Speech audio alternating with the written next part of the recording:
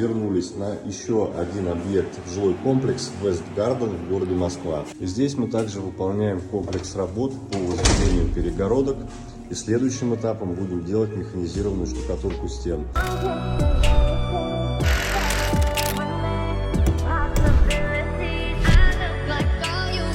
Для возведения перегородок мы, как всегда, будем использовать на первый ряд пескобетон.